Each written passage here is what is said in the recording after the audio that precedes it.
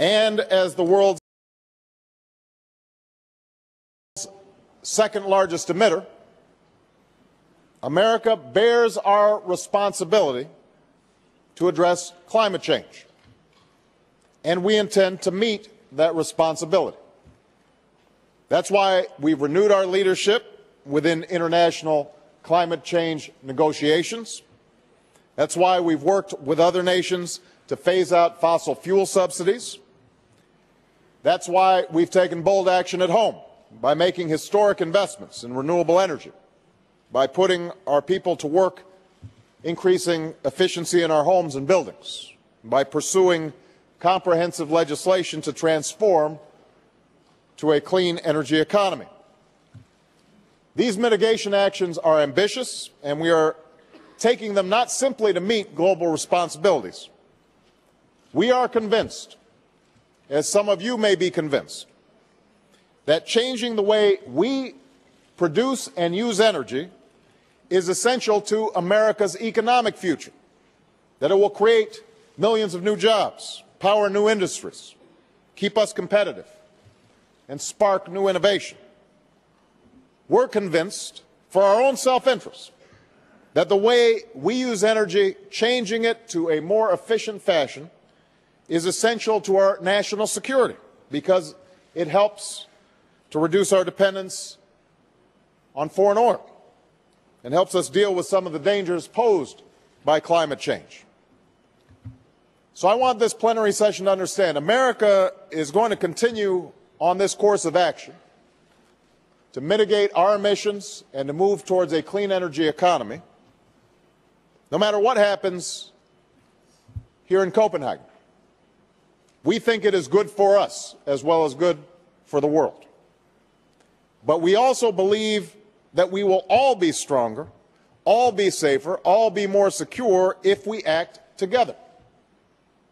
That's why it is in our mutual interest to achieve a global accord in which we agree to certain steps and to hold each other accountable to certain commitments.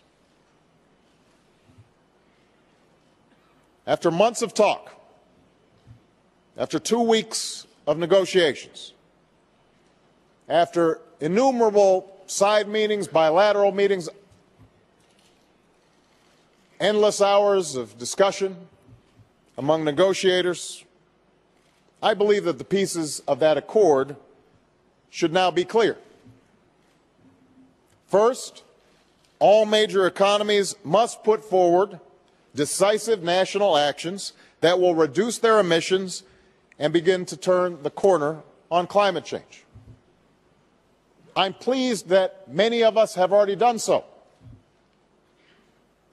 Almost all the major economies have put forward legitimate targets, significant targets, ambitious targets. And I'm confident that America will fulfill the commitments that we have made, cutting our emissions in the range of 17% by 2020 and by more than 80% by 2050 in line with final legislation. Second, we must have a mechanism to review whether we are keeping our commitments and exchange this information in a transparent manner.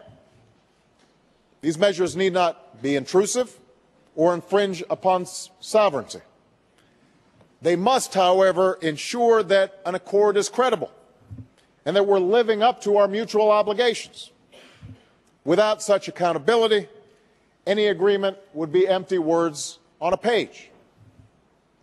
I don't know how you have an international agreement where we all are not sharing information and ensuring that we are meeting our commitments. That doesn't make sense. It would be a hollow victory.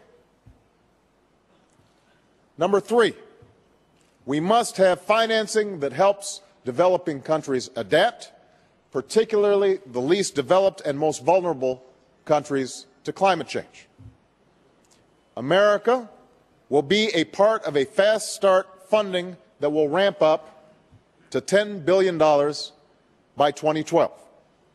And yesterday, Secretary Hillary Clinton, my Secretary of State, made it clear that we will engage in a global effort to mobilize $100 billion in financing by 2020 if and only if it is part of a broader accord that I've just described.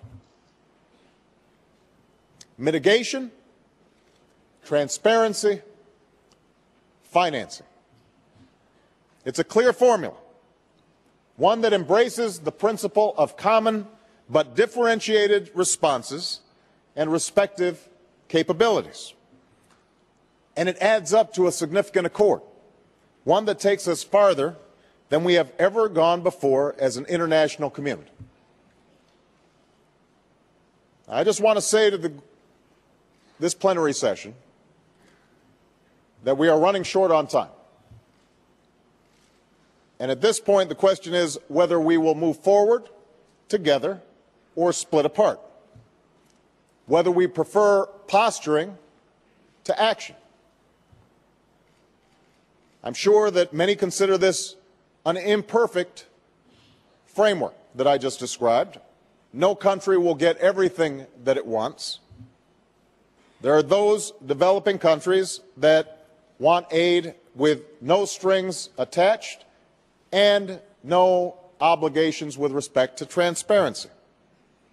They think that the most advanced nations should pay a higher price. I understand that.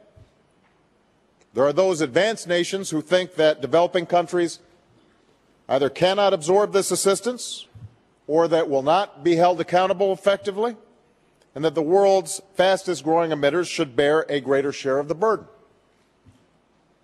We know the fault lines because we've been imprisoned by them for years.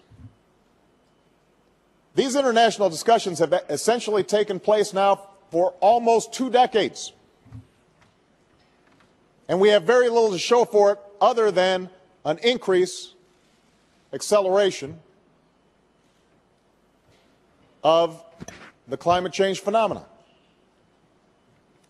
The time for talk is over. This is the bottom line. We can embrace this accord, take a substantial step forward, continue to refine it, and build upon its foundation. We can do that, and everyone who is in this room will be part of a historic endeavor, one that makes life better for our children and our grandchildren. Or we can choose delay, falling back into the same divisions that have stood in the way of action for years. And we will be back having the same stale arguments month after month, year after year, perhaps decade after decade, all while the danger of climate change grows until it is irreversible.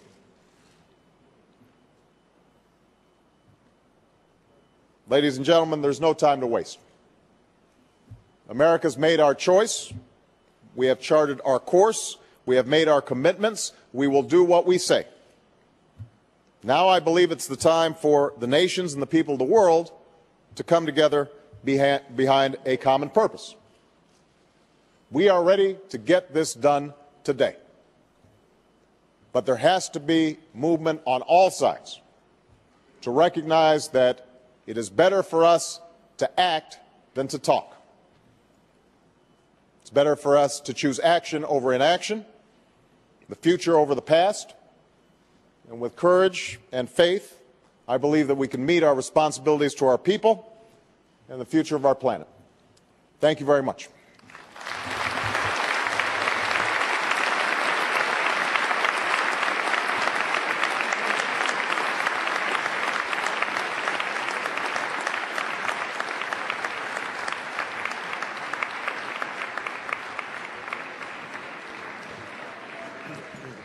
Thank you, Mr. President. I would now like to invite to the floor His Excellency the Prime Minister of Lesotho. Your Excellency, the floor is yours.